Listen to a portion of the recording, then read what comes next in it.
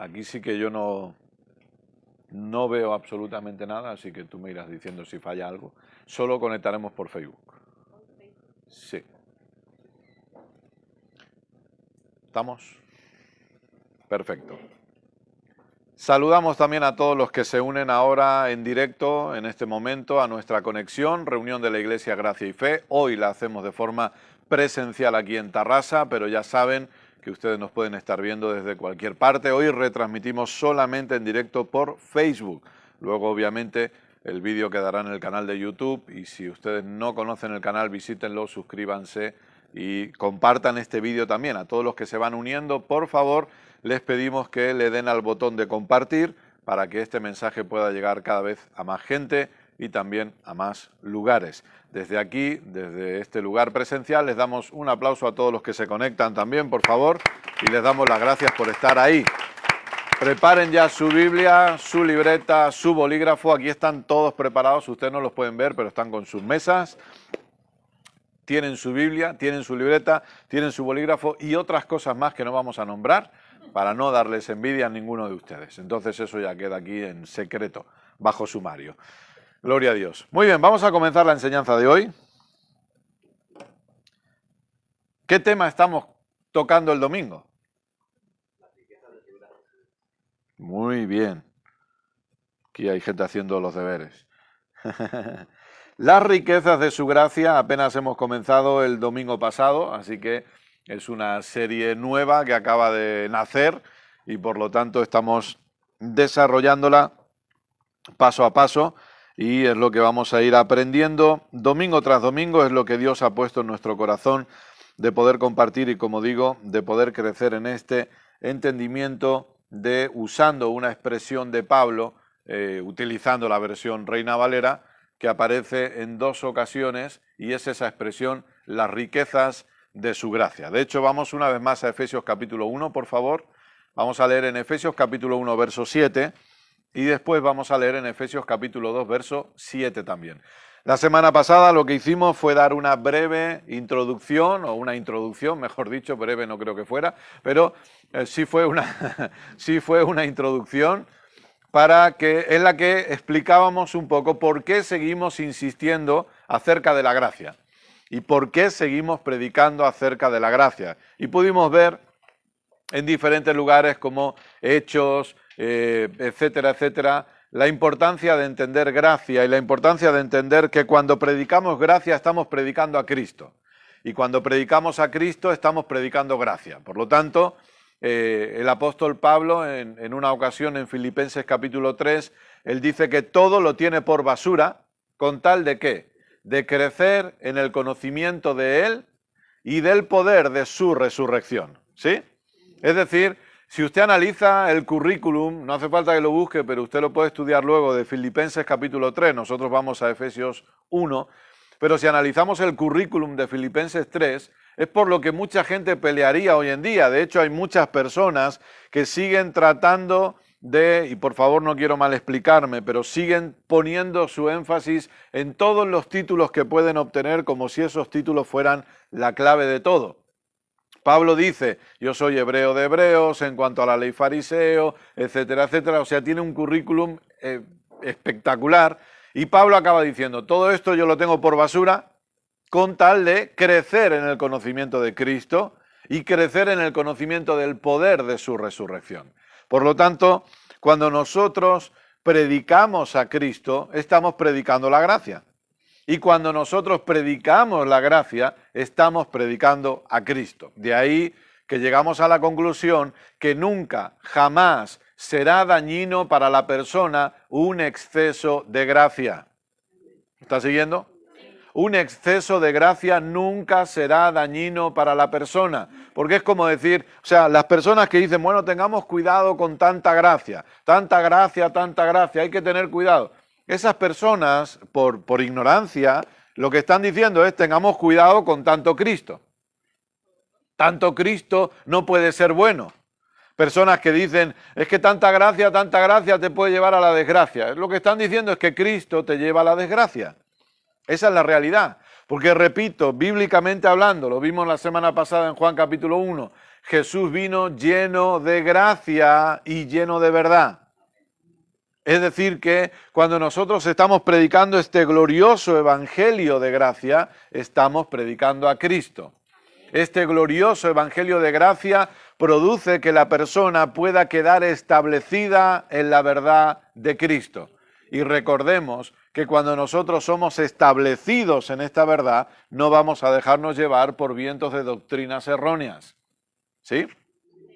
Recordemos que el autor a los Hebreos nos dice que buena cosa es afirmar el corazón con la gracia. Es buena cosa.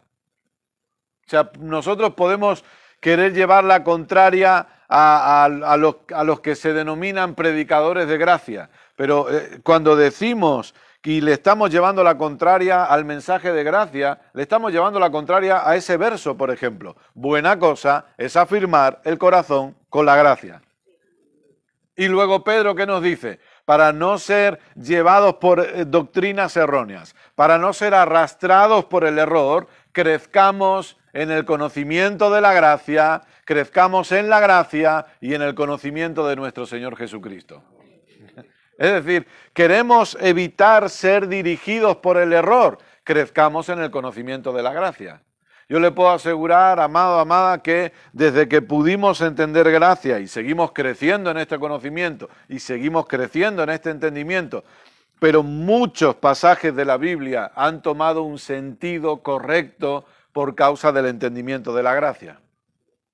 Pasajes que antiguamente no tenían sentido o que no lográbamos ver de una forma clara, ahora por causa de este entendimiento de la gracia, nuestros ojos han sido abiertos para verlos con mayor claridad. Porque la realidad es que teníamos velos, todos hemos venido con velos en nuestra forma de pensar. Todos hemos venido con fortalezas en nuestro entendimiento. Velos que necesitan ser quitados con la luz de la palabra. ¿Para poder qué? Para poder ver a Cristo. Es lo que Pablo dice en Corintios. Tienen velos que les impide ver a Cristo. Pero cuando esos velos son quitados, ¿qué es lo que vemos? Vemos la revelación de Cristo. Vemos a Cristo revelado como nunca antes. Y en ese conocimiento tenemos que ir creciendo. En ese entendimiento debemos ir creciendo. Entonces, Efesios capítulo 1, verso 7, el apóstol Pablo dice así: en quien tenemos redención por su sangre, el perdón de pecados, según las riquezas, ¿de qué? De su gracia. Según las riquezas de su gracia. Capítulo 2, verso 7. Efesios capítulo 2, verso 7.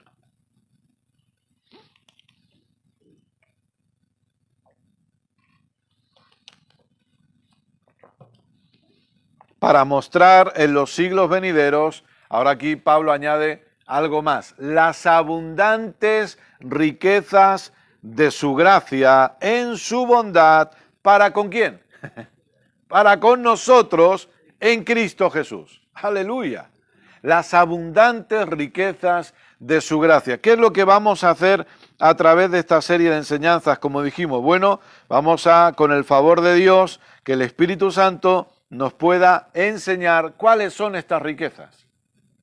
¿Cuáles son estas riquezas de su gracia? ¿Cuáles son estas abundantes riquezas de su gracia? Ahora, entendamos dos cosas, por favor.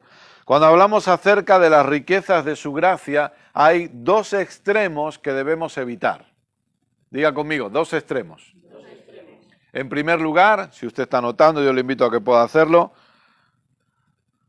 no poner todo en lo material. Un extremo incorrecto es poner todo en lo material. Es decir, leemos la palabra riquezas y automáticamente nos vamos todo a lo material. Está hablando de dinero, está hablando de coches, está hablando de casas, está hablando de mansiones, está hablando de comer en restaurantes caros, etcétera, etcétera. Es un error si cuando leemos esa expresión de riquezas de su gracia, nuestra mente se va a lo material. Porque Pablo no está hablando acerca de lo material. Es por eso que siempre es tan importante que leamos el contexto y cuando vayamos a adentrarnos en estudiar las riquezas de su gracia, lo que vamos a hacer precisamente es leer el contexto de Efesios 1 y Efesios 2, para que podamos ver. Entonces, por un lado, es un error que nosotros pongamos todo en lo material, pero, ojo con esto también, en segundo lugar, el segundo error o el segundo extremo que debemos evitar es colocar todo en lo espiritual. Espiritualizar todo. Eso también es un error. Personas que hablan de las riquezas de su gracia como si solamente fuera algo espiritual, que lo es. ¿Sí? Pero nosotros necesitamos entender que aunque es cierto que todo comienza en lo espiritual, desde lo espiritual debe afectarse a lo natural. Repito, aunque es cierto que todo comienza en lo espiritual, pero nosotros necesitamos entender que lo espiritual tiene que acabar afectando lo natural. Es por eso que debemos encontrar el término medio, ni para un lado ni para el otro. Eso decía el hermano Hegan, ¿no? La tendencia es irse a los extremos, a los lados del camino y no mantenerse en el caminito. Entonces el ser humano lamentablemente tiende a irse a los extremos. Hay personas que lo que hacen es espiritualizar todo. Todo es espiritual y nada tiene que ver con lo material. No se puede hablar de dinero, no se puede hablar de sanidad, no se puede hablar de nada, porque todo es espiritual. Entonces, tenemos los dos lados. Todo material o todo espiritual. ¿Qué debemos hacer nosotros? Mantenernos en la mitad del camino. Venga conmigo a Hebreos capítulo 11, verso 3, por favor. Hebreos capítulo 11, verso 3. Dios es bueno siempre.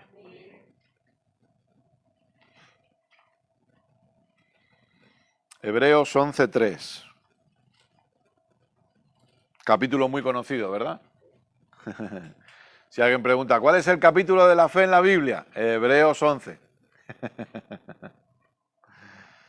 Hebreos 11.1, la mayoría se lo saben de memoria. Hebreos 11.6 también. Ahí es donde dice que sin café es imposible agradar a Dios. No, algo así era, no me acuerdo, algo así era.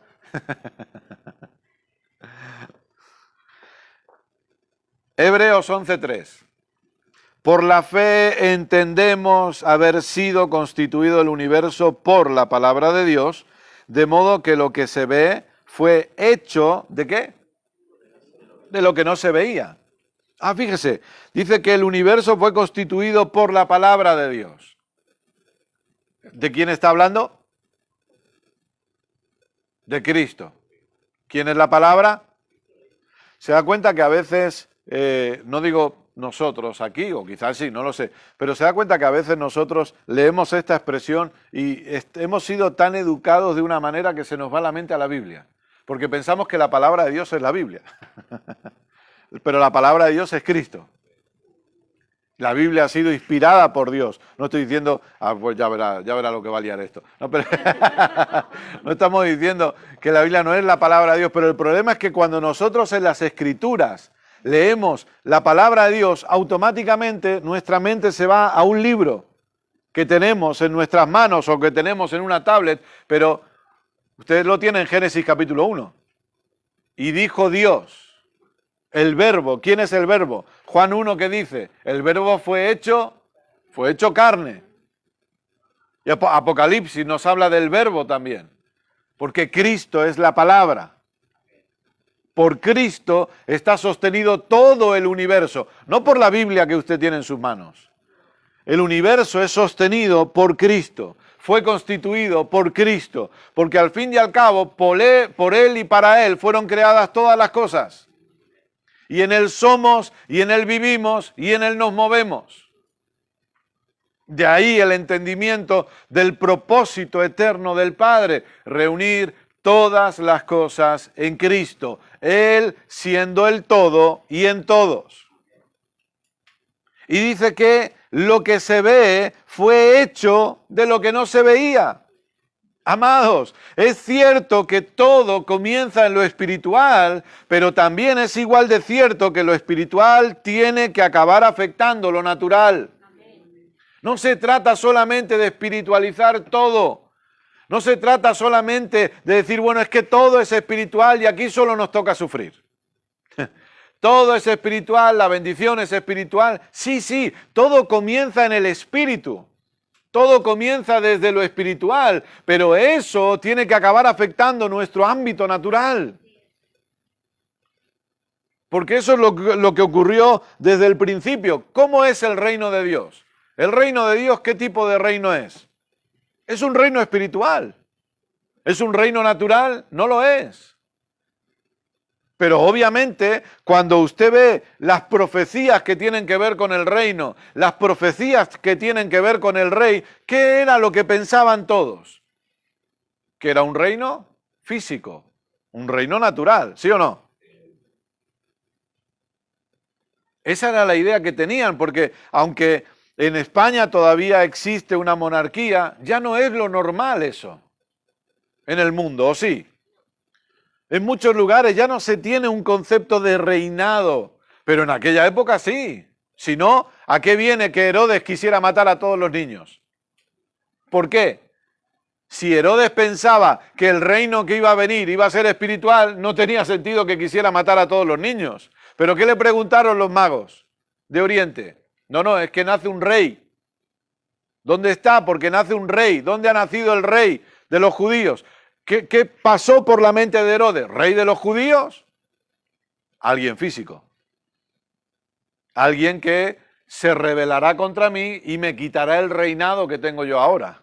Alguien que vendrá con un ejército, pero el reino que Jesús vino a establecer, que ya fue establecido por Cristo y que ahora la iglesia tiene la función ¿de qué? De extender en la tierra. Ese reino fue un reino espiritual, pero que acaba afectando lo natural.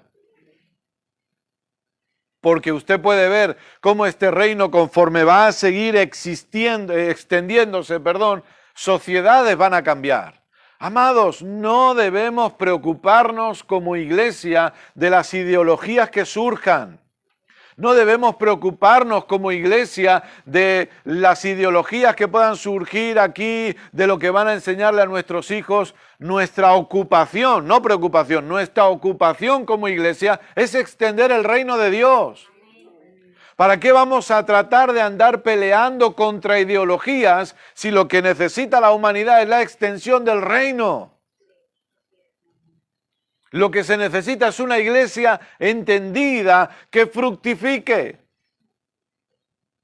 Anoche estaba, cuando acabamos nuestra conexión con Perú, escuchaba, justo conecté con unas enseñanzas que estaban en directo y dije, bueno, aprovecho, ahora que no tengo mucho sueño, eran las 3 de la mañana, digo, estoy medio despierto, vamos a aprovechar. Y justo acababa una enseñanza y comenzaba otro, y este hermano decía, este ministro decía, la iglesia no ha sido llamada a ser exitosa, sino fructífera. Porque el término éxito es algo que yo tengo que pelear para conseguir por mi propio esfuerzo. Sin embargo, el fruto es algo que nace de una naturaleza. A la iglesia se le ha introducido el concepto éxito. Pero la iglesia no tiene que ser exitosa, tiene que aprender a ser fructífera. Tenemos que aprender a manifestar la vida de Cristo que ya está en nosotros. Tenemos que aprender a manifestar el Cristo que nos habita. Tenemos una iglesia entretenida con los tiempos futuros. Tenemos una iglesia entretenida continuamente en que cada vez que hay una desgracia, venga, ahí están los profetas de la venida de Jesús. Venga, todos gritando a una voz, que ya viene, que ya viene, que ya viene, que estamos en los últimos tiempos. Y tenemos una iglesia entretenida en eso que no está manifestando al Cristo que ya vino y habita en nosotros. Gracias por su entusiasmo. Yo digo, la reunión presencial son maravillosas porque la gente dice amén, dice gloria a Dios, no callan en ningún momento, no se oye nada. Estamos... se defienden. Lo sé. El pastor Jim dice, sé que están pensando. Dice, cuando nadie dice nada, dice, sé que están pensando. Están meditando lo que han oído, dice. Gloria a Dios. La importancia de manifestar el Cristo que ya habita en nosotros. Esa es nuestra labor.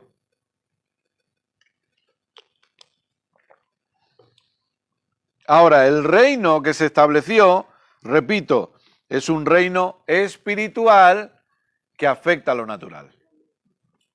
¿Cuántos creemos que la sociedad necesita una iglesia entendida? ¿Cuántos creemos que la sociedad no necesita, perdónenme, una iglesia entretenida? No se trata de entretenimiento, se trata, a mí me encanta ver que estemos aquí con mesas, con Biblias, libretas, bolígrafos, que usted esté anotando. Eso es maravilloso, porque necesitamos ser entendidos. ¿Cómo está la sociedad hoy en día? ¿Cómo está la gente hoy en día? Ya no solamente hablamos del tema pandemia, que parece que es lo que abarca todo y ya no pasa nada más en el mundo. Pero no hablamos solamente del tema pandemia, no hablamos de las variantes. Hablamos de, por ejemplo, problemas mentales de las personas. Hablamos, por ejemplo, de lo que ha ocurrido, lo comentábamos hoy, comiendo, de cómo unas personas matan a un niño de 5 años y otras personas matan a un niño de 6 años. ¿Qué es lo que puede traer solución a esta sociedad? Solamente el Evangelio de Jesucristo. Nada más. No hay otra cosa. No es una denominación específica. No es una congregación específica. No es un pastor específico o un apóstol específico. Es el Evangelio de Cristo. El Evangelio de Jesucristo. Por eso se requiere una iglesia entendida. Una iglesia que sepa que sí, este reino es un reino espiritual, pero que tiene que acabar afectando lo natural.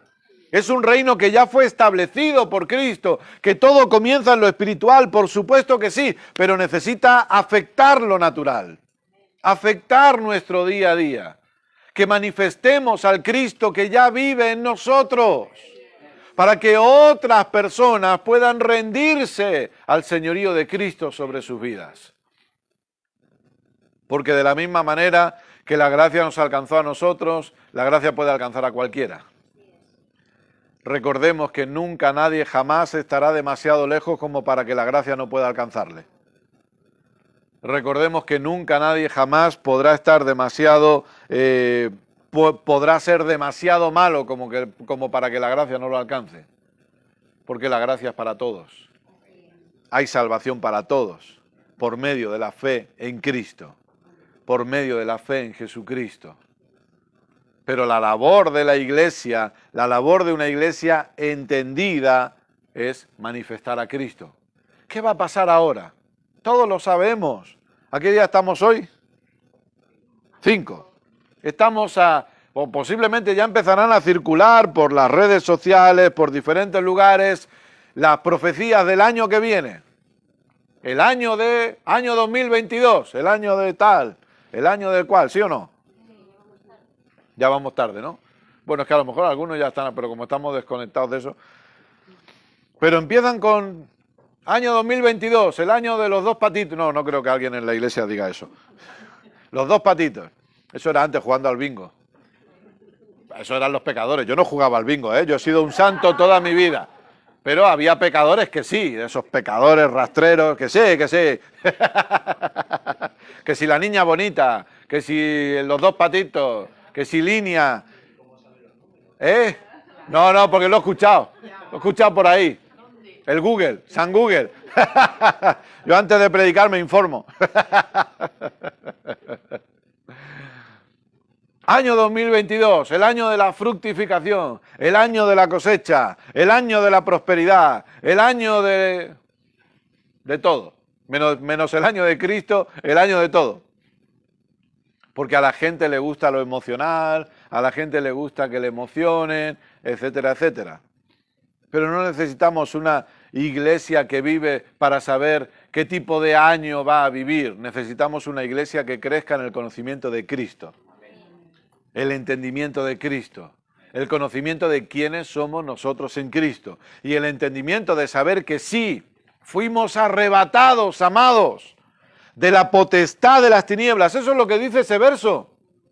Cuando ese verso dice que fuimos trasladados, lo que está diciendo es que fuimos arrebatados de la potestad de las tinieblas al reino de su amado Hijo. Ya formamos parte de este reino, que es un reino espiritual que tiene que ser manifestado en lo natural. Por eso podemos poner las manos, perdón, sobre los enfermos y que estos sean sanados. Es lo mismo que pasó con Adán. ¿Qué es lo que ocurrió? Adán y Eva estaban tranquilos en el jardín del Edén. El jardín del Edén no era un lugar espiritual. Por eso digo, no espiritualicemos todo. No era un lugar físico en la tierra. De hecho, se conoce la ubicación del jardín del Edén. Y el propósito era la extensión de ese jardín a todo el planeta Tierra. Ese era el propósito. Era un lugar físico, pero en ese lugar físico disfrutaban de la comunión con Dios. ¿Y qué ocurrió? Entró el pecado, que es algo espiritual. Y trajo consecuencias espirituales, que era la muerte, ¿sí? Ciertamente morirán. ¿Murieron? Murieron porque fueron separados de.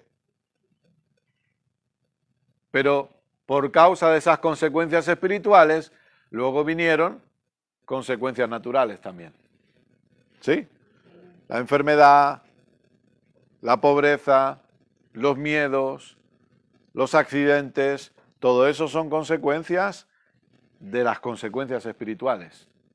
Entonces, si eso ocurrió con el pecado de Adán, nosotros necesitamos entender que la victoria eterna obtenida por nuestro Señor Jesucristo en la cruz comienza en lo espiritual, pero tiene que acabar manifestándose en lo natural. No se trata solamente de decir, sí, estamos en victoria y ya está, pero es una victoria espiritual. No, es una victoria espiritual que tiene que acabar manifestándose en lo natural. Lo primero que ha ocurrido es que hemos sido hechos uno con el Padre. Claro que sí. Eso es lo primero. De la misma manera que por causa del pecado de Adán, lo primero que ocurrió fue una separación con Dios, lo primero que ocurre en la victoria eterna de la cruz es que somos unidos al Padre. Pero a partir de ahí, hay cosas que tienen que manifestarse. La sanidad no es una sanidad espiritual solamente, es una sanidad física. Hay sanidad física que nos corresponde, porque a Dios le ha placido. Nosotros no, y eso es lo que iremos viendo a partir de hoy un poquito más. Nosotros no hemos obligado a nada. Nosotros no hemos hecho nada para eso. Dios lo quiso hacer todo. Entonces, hay sanidad, hay provisión, hay cuidado de Dios sobre nuestras vidas, sobre nuestras casas, sobre nuestras familias. Hay ideas para nuestros trabajos. Hay trabajos en los que podamos disfrutar. No hemos sido llamados a sufrir toda nuestra vida en la tierra, pero luego, gracias a Dios, nos vamos al cielo. Nunca fue ese el diseño de Dios para la iglesia. Nunca fue ese. Porque la iglesia, ¿para qué es? La iglesia no es para el cielo. Y la Biblia dice que las puertas del infierno no pueden prevalecer contra la iglesia. Y a nosotros se nos ha dado un nombre que es sobre todo nombre. Mi pregunta es, ¿ese nombre es para usarlo en la tierra o para usarlo en el cielo? Nunca el diseño de Dios para la iglesia fue una iglesia sufriente. Una iglesia que lo único que hiciera fuera sufrir en la tierra hasta que llegara su momento de irse al cielo. Nunca fue ese el diseño de Dios. Sino una iglesia triunfante. Una iglesia que aprende, que conoce, que entiende y disfruta la victoria eterna de la cruz. Ese fue el diseño de Dios. Que sí que es cierto que en el caminar, mientras estamos en esta tierra, lamentablemente vamos a experimentar adversidades, dificultades, todos lo sabemos, ¿o no? ¿Alguna vez le ha pasado? ¿Ha tenido alguna adversidad que enfrentar en su vida? ¿Alguna complicación por ahí? Alguna que otra, ¿no? Pero qué maravilloso es saber que en medio de todo eso Dios nos ha dado la victoria. Nuestro consuelo no debe ser solamente decir, bueno, un día estaré en el cielo. Nuestro consuelo es saber que estando en Cristo ya tengo una posición de victoria. Ya estoy en la victoria. Y desde aquí trabajamos. Desde aquí funcionamos. Ahora, antes de hablar acerca de las riquezas de su gracia, vamos a repasar ciertas cosas para poder entender mejor todavía. Habrá cosas que ustedes conocen, por supuesto, pero vamos a repasarlas para poder refrescarlas y para poder tenerlas claras y para poder crecer también, porque como digo, siempre seguimos creciendo en este conocimiento respecto a la gracia. Romanos capítulo 11, por favor.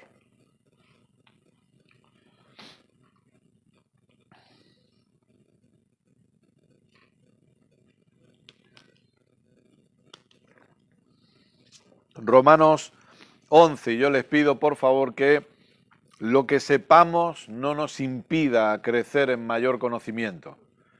No cometamos el error de decir, bueno, es que de esto ya he escuchado, es que esto ya lo sé, porque la palabra es viva, amén, y siempre estamos creciendo en luz y siempre estamos creciendo en conocimiento. Romanos capítulo 11, versos 5 y 6, ¿lo tiene? Dice así: así también, aún en este tiempo, ha quedado un remanente escogido por gracia. Y si por gracia, ya no es por obras. De otra manera, la gracia ya no es gracia. Y si por obras, ya no es gracia. De otra manera, la obra ya no es obra. Esto que parece un trabalenguas es fácil de entender. O es gracia o son obras, pero no son gracia y obras. Ahora, eso lo aclararemos también un poquito. Lo que vemos aquí son dos puntos importantes en estos dos versos. Uno, en el que no nos vamos a detener y en el que ahí tenemos una pendiente, una clase donde hablaremos de Israel un poquito, pero eso está ahí en el aire todavía. Pero no nos detendremos aquí, pero sí habla acerca de un remanente escogido por gracia. Obviamente sabemos que del pueblo de Israel, que ya no es el Israel que conocemos hoy, y que eso creo que ya todos nosotros lo tenemos claro, y que ya no hay ningún paréntesis en la Biblia, y que Dios no ha dejado en stand-by la nación de Israel para acabar haciendo algo con ella, pero cuando habla del remanente, tenemos claro que la iglesia comienza por medio del pueblo judío, ¿sí? La iglesia comenzó ahí, y de hecho no vemos hasta Hechos capítulo 9 y sobre todo hasta Hechos capítulo 10 la introducción del Evangelio de Jesucristo al pueblo gentil. Que todo eso tiene un momento específico para que todo eso se abra, que fue la muerte de Esteban en Hechos capítulo 7. Pero vemos cómo se introduce, porque había una puerta abierta para Israel y llega un momento en el que se tienen que cerrar todas las profecías y se tienen que cumplir todas las profecías respecto al pueblo de Israel para que quedara totalmente finalizado el antiguo pacto respecto a Israel y que de esa manera solamente existiera el nuevo pacto o el pacto eterno. Y eso se lleva a cabo desde la muerte de Esteban hasta el año 70 después de Cristo, donde ya se acaba culminando todo este asunto. Pero la iglesia comienza por Israel, porque en el sermón de Pedro en Hechos, ¿qué es lo que ocurre? Que nacen de nuevo 3.000 personas, ¿sí? Que son judías. Entonces, luego eso se abre. Pero cuando aquí está hablando acerca de un remanente, no está hablando de gente especial. No está hablando de gente con una unción especial. Está hablando de aquellos que creyeron, porque fueron un remanente realmente, ¿sí?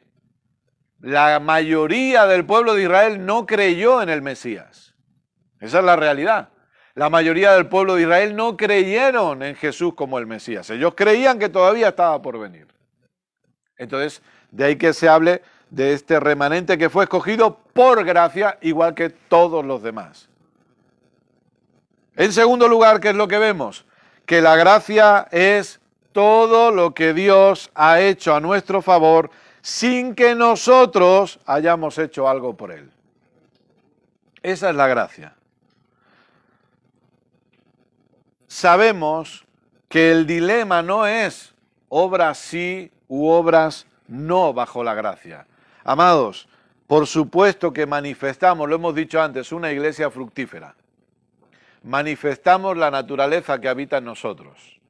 Por medio de la renovación del entendimiento, manifestamos esa naturaleza que debería gobernarnos. No se trata de si bajo la gracia oramos o no oramos. No se trata de si bajo la gracia servimos o no servimos.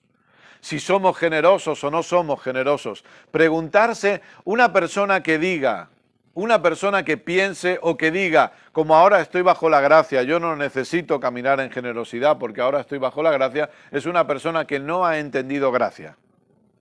Una persona que diga, yo no necesito congregarme el domingo, yo no necesito estar escuchando la palabra ya, yo no necesito pastores porque ahora estoy bajo la gracia. Una persona que diga eso es una persona que no ha entendido gracia.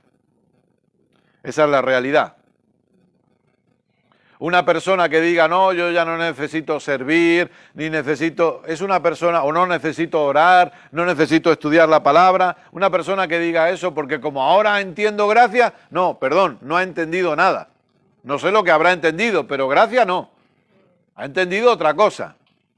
Por otro lado, cuando viene el mensaje de gracia que produce una verdadera libertad en la persona, como ningún otro mensaje la produce, si una persona recibiendo ese mensaje de gracia y esa libertad en su vida dice, ahora voy a dejar de dar porque estoy bajo la gracia, es una persona que nunca quiso dar. Nunca quiso dar. Lo que quiso fue manipular a Dios para que Dios le diera algo. Lo que quiso fue tratar de ganarse algo de parte de Dios. Lo que quiso fue entrar en una negociación como si de un padrino se tratara a Dios para que Él le proteja mes a mes, pero nunca quiso dar. Nunca fue ese su deseo, nunca fue esa su voluntad. Una persona que dice que ahora que entiendo gracia, ahora que me están predicando esta maravillosa libertad, ya nunca más voy a ir a una reunión presencial, es que nunca quiso ir. Están todos muy serios, ¿no?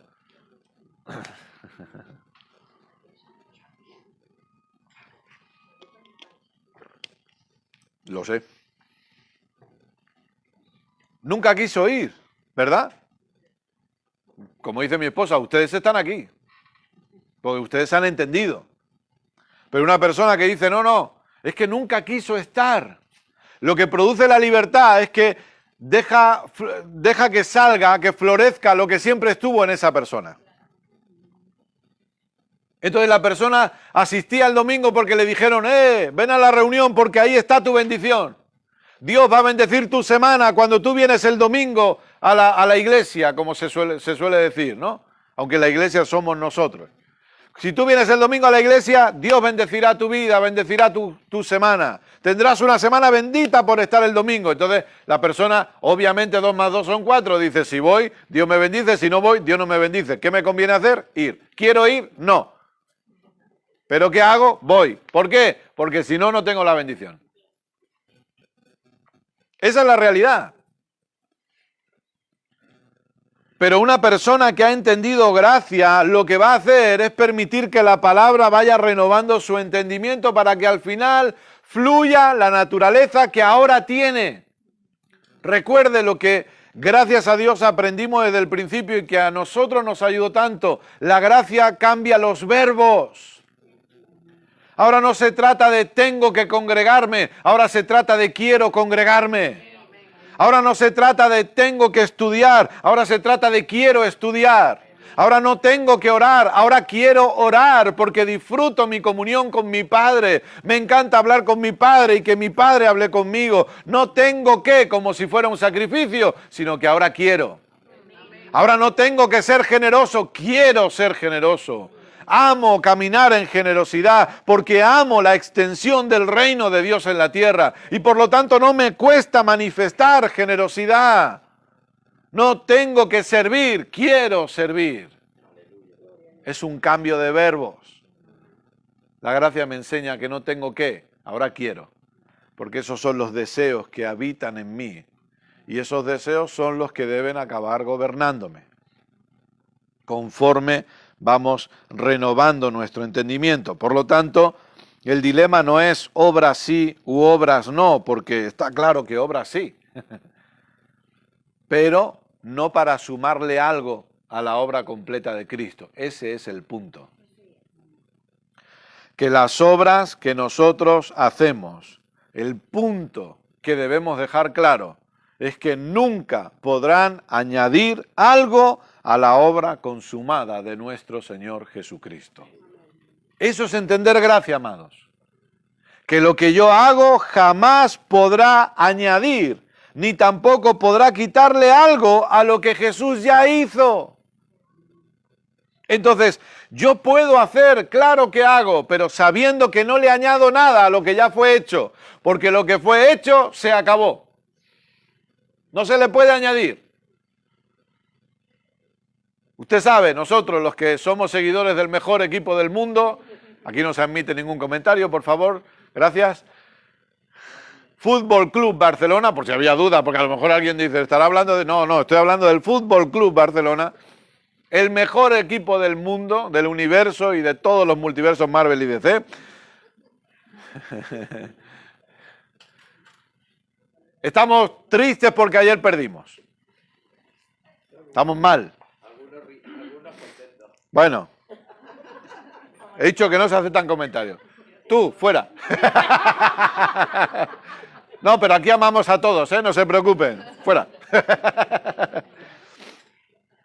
Por mucho que queramos, cuando el señor colegiado, el señor árbitro, pita al final del partido, se acabó. Y alguno puede decir, no, nos gustaría 90 minutos más para ver si el Barça marca un gol que no le marca ni el arcoíris. No, porque no va a marcar, sino que le van a marcar a él otro. Entonces, no. Pero es que ustedes me distraen. ¿Cuál es el punto aquí? El punto es que cuando se pita al final, no se le puede añadir nada. Usted sabe que en el fútbol, sé que hay personas a las que no les importa nada el fútbol, ¿no? Pero bueno, supongo que sabrán que a veces hay polémicas. Y entonces hay rivalidades, ¿no? Y no, porque fue penalti, porque no lo fue. Por mucho que lloremos y por mucho que nos peleemos, una vez que el partido se acaba, se acabó. Si fue penalti y no se pitó, pues no se pitó. Y no se puede cambiar nada, porque se ha acabado.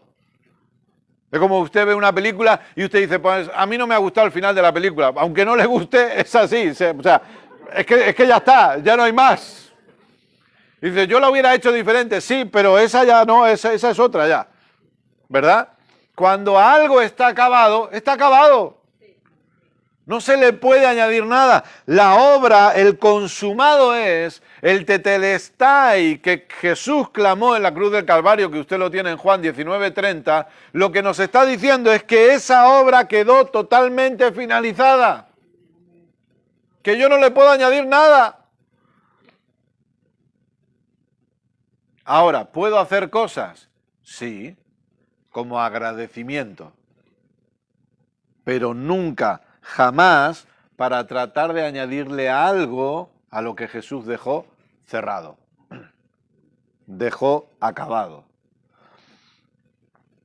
Cualquier carta del nuevo pacto, usted puede ver que nos habla y nos puede enseñar mucho acerca de la gracia, pero si se me permite, para mí personalmente, hay dos cartas que creo que son claves para el entendimiento de la gracia, como es Romanos y Gálatas. Cuando usted estudia Romanos o cuando usted estudia Gálatas, esto nos lleva a tener un mejor entendimiento de la gracia de Dios en nuestras vidas. Podemos ver cómo Romanos, por ejemplo, si usted lo empieza a estudiar, Pablo empieza a hablar duro, por así decirlo, a los gentiles y empieza a darles con todo a los gentiles.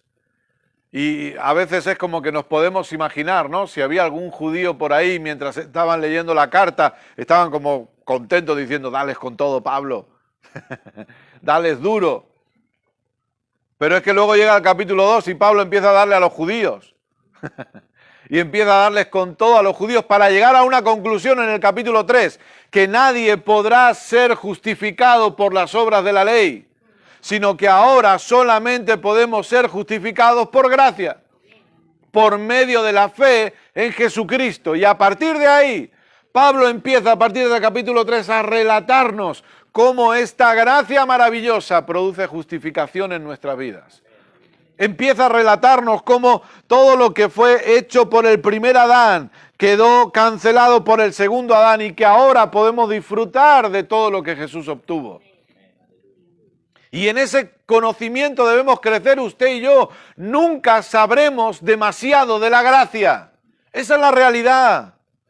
Porque como dijimos la semana pasada, siempre habrá tentaciones de querer añadirle algo a lo que Jesús hizo.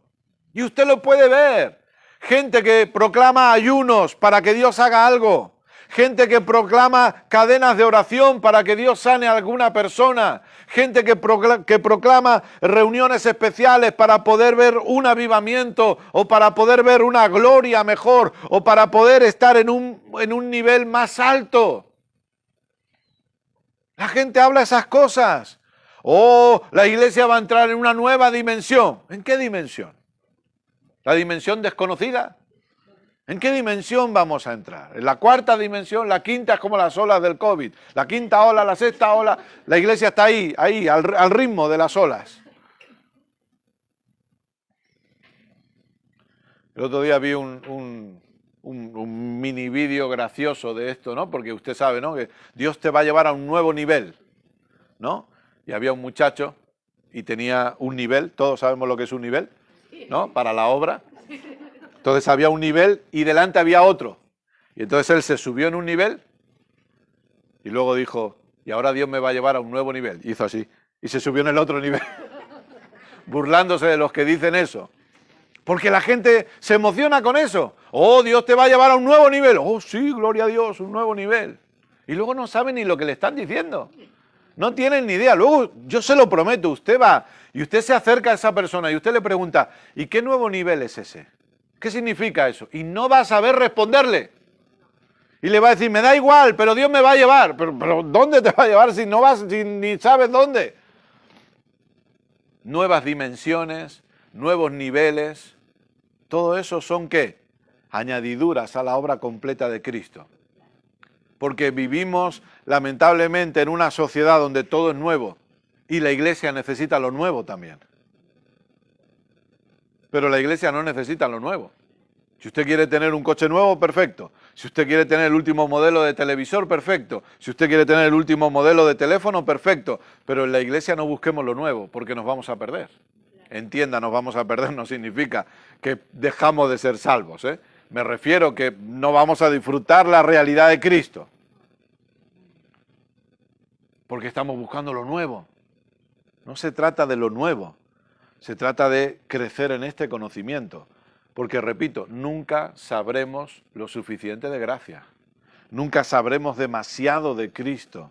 Y lo que necesitamos hacer es crecer en este conocimiento. Hay personas que dicen, no, es que ese mensaje de gracia es algo nuevo. No es nuevo esto. Es el mensaje que Pablo predicaba. Es el mensaje que si usted toma algunos bosquejos de Martin Lloyd-Jones, usted vería que él los predicaba. Martin Lloyd-Jones estuvo los últimos 12 años de su pastorado en Inglaterra enseñando romanos.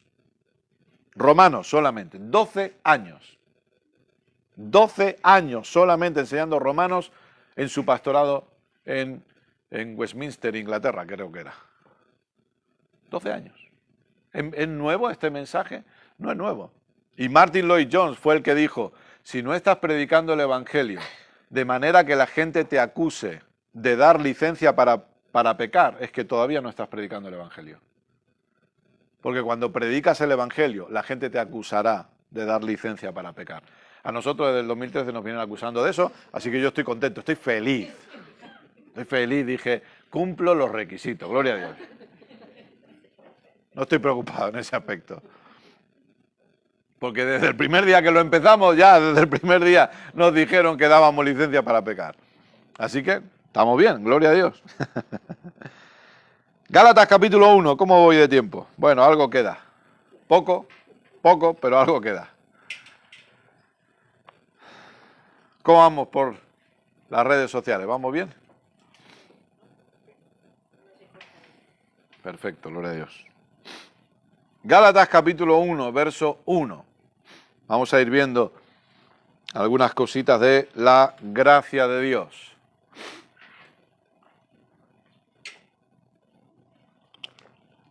Recordando que gracia es saber que no le puedo añadir nada a la obra consumada de Cristo. Nada. Gálatas capítulo 1, verso 1. Yo le invito a que usted pueda leer la carta a los Gálatas si quiere, con calma, estudiarla, aunque lo que haremos, como le he dicho antes, será más bien estudiar Efesios 1 y 2 para ver el contexto donde nos habla de las riquezas de su gracia, pero estudiar Gálatas nunca está de más. Estudiar Gálatas es una carta cortita y usted puede sacar una gran riqueza ahí. Pablo, apóstol, no de hombres ni por hombre, sino por Jesucristo y por Dios el Padre, que lo resucitó de los muertos. Y todos los hermanos que están conmigo. Esta frase, que quizá a nosotros nos puede pasar por alto, es una frase importante. Pablo no está solo. ¿Sí? Es decir, cuando Pablo está escribiendo esta carta, él tampoco lo hace solo. Y de hecho luego él lo confirma un poco más adelante. Pero ¿por qué decimos esto? Porque todo lo que él empieza a relatar aquí viene consensuado no solamente porque él obviamente de parte de Dios lo entiende, sino porque lo consensúa con otras personas que tienen este conocimiento también. Y por eso Pablo dice, los hermanos que están conmigo, a las iglesias de Galacia.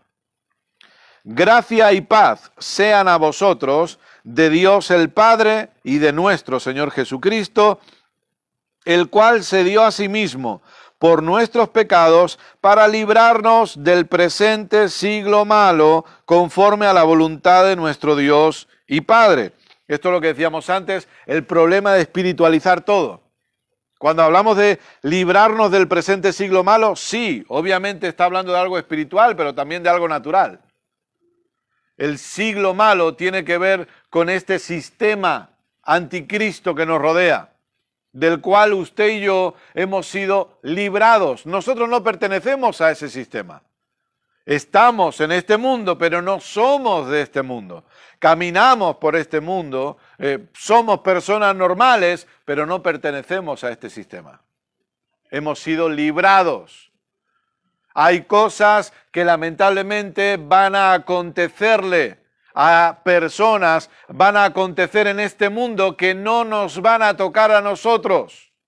Repito, hay cosas que pueden acontecer en este mundo que a usted no le llegará. Caerán a nuestra derecha 1000 y a nuestra izquierda 10.000, para a nosotros no nos llegará, no nos tocará. Tengamos esa confianza. Hemos sido librados de este presente siglo malo. Hay cosas que no nos pertenecen. Lo decíamos el otro día, este mensaje tiene que levantar una expectativa correcta en nosotros. ¿Se acuerdan? Lo hablamos el jueves. La expectativa correcta no se trata de decir, bueno, es que si tiene que pasar, pasará. No, se trata de decir, hay cosas que a mí no me tienen que tocar. Punto, no me tienen que tocar. Y eso para algunos será arrogancia, pero para otros es el denuedo de Dios en nuestras vidas. Porque Dios cuida de nosotros. Se han asustado, ¿eh? ¿Qué ha pasado ahí? Dios cuida de nosotros. Entonces, hemos sido hechos libres del presente siglo malo. Las plagas cayeron sobre Egipto, pero no tocaron al pueblo de Israel. No les tocaron. Sobre Egipto podían venir plagas y el pueblo de Israel estaba en Gosén y ahí había abundancia, cuidado, protección, sanidad. Estamos en un pacto superior. Superior al viejo pacto. Es verdad que cuando estaban en Egipto todavía no se había introducido ese viejo pacto. Pero el pacto en el que estamos hoy, usted y yo, es superior. Porque es el pacto establecido en la base, en la sangre de Cristo. Verso 5. A quien sea la gloria por los siglos de los siglos. Amén. estoy maravillado o asombrado de que tan pronto os hayáis alejado del que os llamó por la gracia de Cristo para seguir un evangelio diferente. ¿Ve? Dice, habéis sido llamados por la gracia para seguir un evangelio diferente. Solo hay un evangelio. Es el evangelio de Cristo. Pablo dice entonces, verso 7, no que haya otro, tengámoslo claro, amados, no existe otro evangelio. Solamente hay un evangelio. Usted puede tener la biografía o el relato de Mateo, de Marcos, de Lucas y Juan, pero cuando hablamos de evangelio, cuando hablamos de estas tremendas buenas noticias, estas noticias extraordinariamente buenas, es el evangelio de Cristo. No es el evangelio de una denominación, no es el evangelio de la iglesia evangélica, no es el evangelio de tal congregación, es el evangelio de Jesucristo. Y Pablo dice, óiganme bien, no hay otro, no existe otro evangelio, no hay nada más.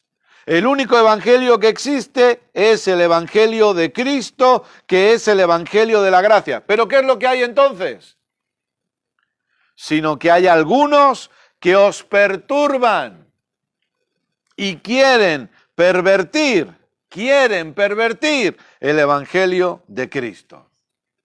¿Qué es lo que hay? No hay otro evangelio, pero sí hay personas que tratan de perturbar. Recuerde, el verbo perturbar tiene que ver con robar la paz. Por lo tanto, hoy, en el siglo XXI, en este momento en el que la pandemia, si algo ha potenciado, por así decirlo, han sido las redes sociales, ha sido la globalización, ha sido el utilizar los teléfonos o las tablets para poder comunicarnos con la gente, y que usted en una mano tiene millones de predicadores, y no estoy exagerando, aquí en la mano tiene millones de predicadores, y que usted tiene la libertad de escuchar a quien quiera. Pero entienda esto, por favor. No se trata de no, solo voy a escuchar a Kenneth y ya está. No, usted puede escuchar a quien quiera, pero tenga bien claro esto. Si lo que usted oye de ese predicador o predicadora o quien sea no le produce paz, no le produce libertad y no trae seguridad en su salvación, no le están predicando el evangelio. Yo no le voy a prohibir nunca que usted escuche a este o al otro. Usted es libre para escuchar a quien quiera, pero usted decide si usted va a escuchar a alguien que le traiga seguridad, si usted va a escuchar el evangelio o va a permitir que alguien le perturbe con otro tipo o con un evangelio pervertido. Porque el evangelio siempre producirá paz. Si usted escucha un mensaje y después de escucharlo usted no tiene paz y usted está más inseguro que otra cosa, es que no le han predicado el evangelio. No, pero era un pastor. Me da igual, no le predicó el evangelio. Porque no todo el que se denomina pastor está predicando el evangelio. Y no en todos los lugares donde hay un púlpito y donde pone iglesia evangélica en la puerta, se está predicando el evangelio de Cristo. Esa es la realidad. Porque Pablo dijo, no, el problema es que algunos están pervirtiendo o están tratando, quieren pervertir el único evangelio que existe. ¿Pervertirlo cómo? Obviamente, tratando de añadirle algo a la obra consumada de Jesús. El evangelio, dijimos ya semanas atrás, siempre va a producir seguridad, libertad y paz. Esa es la realidad. El evangelio produce seguridad respecto a mi salvación, seguridad respecto a mi posición de hijo, seguridad respecto a mi herencia, seguridad respecto a mi sanidad, seguridad respecto a mi provisión. El evangelio produce libertad. He sido hecho totalmente libre, libre del pecado, libre de las adicciones, libre de los vicios. He sido hecho totalmente libre. Yo ya no tengo que tratar de pelear para obtener una libertad. Yo ya he sido hecho libre. El tabaco no puede dominarme porque he sido hecho libre. Las drogas no pueden dominarme porque he sido hecho libre. La pornografía no puede dominarme porque he sido hecho libre. El alcohol no puede dominarme. El juego no puede dominarme porque yo ya he sido hecho libre, porque el Evangelio, Cristo, produce verdadera libertad. A quien el Hijo libertare, será verdaderamente libre. ¿Y qué produce el Evangelio? Verdadera paz, descanso, confianza. Ustedes tienen un martes cada 15 días la reunión de mujeres por Zoom aprendiendo a descansar, porque eso es lo que produce el Evangelio. Eso es lo que produce Cristo, el verdadero descanso, la verdadera paz. Si lo que yo escucho no produce esas cosas, perdóneme, pero no está escuchando el Evangelio. Y esto usted, yo sé que usted se lo graba, pero si no se le queda grabado, anótelo para recordarlo, porque esto es clave para identificar si lo que estoy escuchando es Evangelio o no es Evangelio. Si no produce paz, si no produce seguridad, si no produce libertad, no es Evangelio. Si lo que me dicen es lo que yo tengo que hacer para que Dios haga algo, no es Evangelio. Sin embargo, si lo que me enseñan es lo que Dios hizo por mí y cómo yo puedo responder a eso, eso sí es Evangelio. Porque siempre que me enseñen lo que Dios hizo por mí, eso va a producir lo que hemos dicho antes. Por lo tanto, Pablo deja de una forma clara, dice rotundamente, no hay otro evangelio, no nos confundamos, no hay otro evangelio. El problema es que algunos tratan de pervertir, os traen perturbación porque quieren pervertir el único evangelio que existe. Y con el favor de Dios, el próximo domingo seguiremos viendo este punto. Póngase de pie, por favor.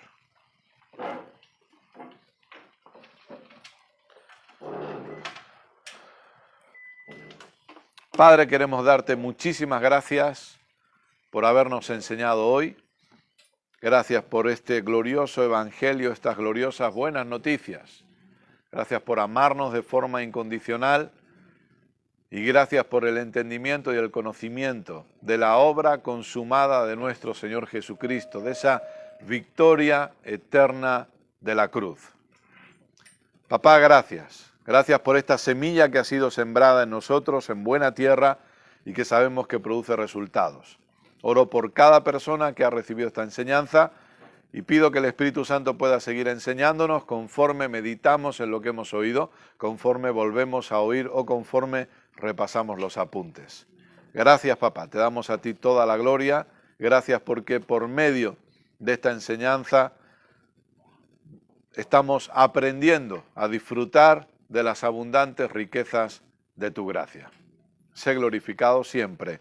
Amén y amén. Gloria a Dios. Todavía no hemos acabado, pero vamos a despedir a los que están conectados. Recuerden, denle al botón de compartir, por favor, para que otras personas puedan recibir este glorioso evangelio. Y si quieren, el próximo jueves estaremos con la enseñanza Conociendo lo Eterno y el próximo domingo seguiremos con las riquezas de su gracia. Así que de parte de toda la familia Gracia y Fe que está aquí presente, de parte de mi amada esposa y de mi parte, les mandamos un fuertísimo abrazo. Gracias por su tiempo, gracias por conectarse con nosotros, les amamos, tengan una excelentísima semana y nos encontramos en la próxima reunión. Gracias a todos.